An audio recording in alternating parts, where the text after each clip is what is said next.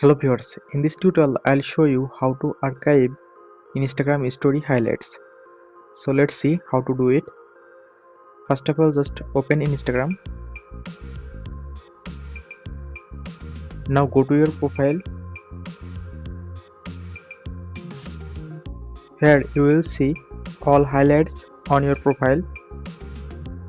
Now long press on these highlights that you want to archive. Now here you can see archive highlights option. Just tap on this option. Now your highlight have been archived. Now if you want to see archived highlights, then click on three line icon.